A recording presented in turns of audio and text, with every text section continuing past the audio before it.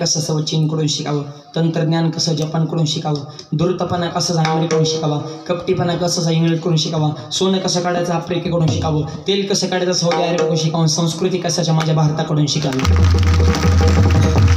भारतासारखे संस्कृती खरंच भारत एक म्हणजे अजब रसायन आहे, सर्व जात इथं विविधता आहे पण त्याच्यामध्ये सुद्धा एकता आहे, हे भारताचा विशेष आहे। सगळ्यांना सोबत घेऊन भारत देश हा मार्ग संस्कृतीचं असणारं आदर्श तत्वाचं पालन हे भारत देशामध्ये भारतासारख्या संस्कृती नाही म्हणून भरतखंडी नरदेह प्राप्तीनाथ महाराज म्हणतात आपल्या जीवनामध्ये परमभाग्याने या देशामध्ये जन्म मिळतो। आम्ही सुद्धा आता परवा दुबईला गेलो होतो कीर्तनाला, म्हणजे सर्व सोशल मीडियावर सगळ्यांना माहीत असेल यज्ञेश महाराजांनी वगैरे जी समजत होते ना वारकरी संप्रदाय हे काय वाड्या वस्त्या गावाखेड्याने ही वारकरी बोलले, त्यांनी वारकऱ्याला कमी समजायचं नाही। वारकरी हा दुबईमध्ये कीर्तन करतो हे ज्ञानोबरांच्या तुकोबरांच्या विचाराची ताकद आहे। राम मंदिराच्या निमित्तानं दुबईमधले जे मराठी भाविक आहेत त्यांनी 21 तारखेला तिथं कीर्तन ठेवलं होतं मायबा। 21 तारखेला आम्ही दुबईमध्ये होतो, त्याच्या अगोदर 2-3 दिवस त्यांनी बोलवलं होतं दुबई पाहण्यासाठी आणि 21 तारखेला कीर्तन।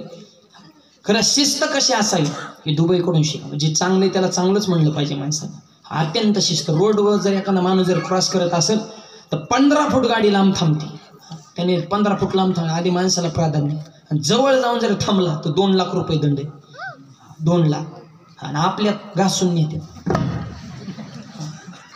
रस्त्यावर थुकायचं नाही, थुकला की 1.5 लाख। आम्हाला सुद्धा थुका येत होता, आम्ही गिळीत होतो आतल्या, नको रे म्हणून 1.5 लाख म्हणजे 3-4 कीर्तन करावं लागतं, तेव्हा कवा तरी मेळ बसायचा, म्हणजे कुठं डोकं लागतं।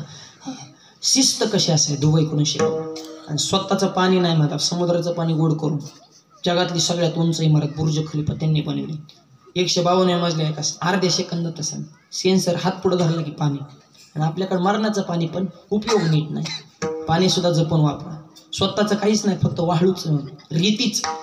पण नकाशात जर पाहिलं तर दुबई कुठंच दिसणार नाही, पण जगात एकही देश असा नाही की त्याला दुबई माहीत नाही का। शिस्त जिद्द आणि नेतृत्व करणारी माणसं जर तशी असतील आणि समाजाने जर पाठिंबा दिला तर तुम्ही जगाला नमवू शकता। समुद्रात सिटी बनवली पाम जुमेरा, जवळपास 1000 कोटीला एक घर आहे, सोपं आहे का काय? पैशाचं म्हणजे विशेष नाही, 250 रुपये लिटर पाणी होतं, पाणीच नाही ना तिकडं, 1 लिटर पाणी घ्यायचं म्हणलं की 250 रुपये द्यायचे, पाण्यावरच आम्ही तर गेलो।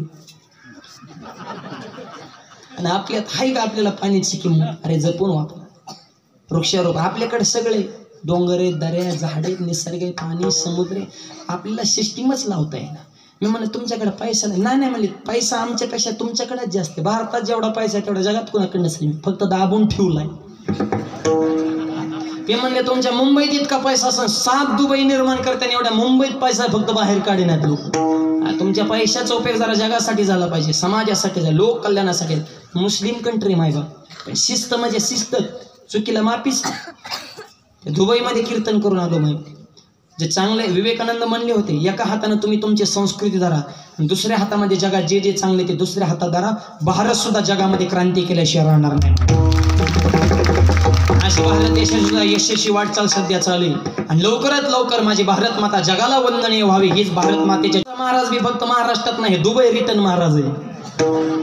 वारकरी उभारीला ध्वज तिन्ही लोकांवर, तिथं सुद्धा मिलिंद महाराज अभंग बी तसाच घेतला, विष्णुमय जग वैष्णवांचा धर्म, हे जग विष्णुमय करायचंय, ज्ञानदीप लावू जगी, हे वारकरी संप्रदायाची ताकद आहे मायबाप। आणि पुढच्या वर्षी आता लंडनचा निरोप आलाय, सगळ्या देशात ते व्हायरल झालं, आता बाकीचे देश मागे लागले, तुम्ही संप्रदायाचा प्रचार इथल्या लोकांना मार्गदर्शन करण्यासाठी या, ही आमची पुण्याई नाही, हे ज्ञानोबाऱ्या तुकोबाऱ्यांनी कष्ट केले त्याची फळं आम्हाला मिळतात। आमचं काय त्याग आहे, आमची काय योग्यता आहे, फक्त माऊली तुकोबाऱ्यांचं नाव मुखात आहे, त्यांनी ते कष्ट झेलले, हा आपल्या संप्रदायाचा मोठेपणा आहे। विठ्ठल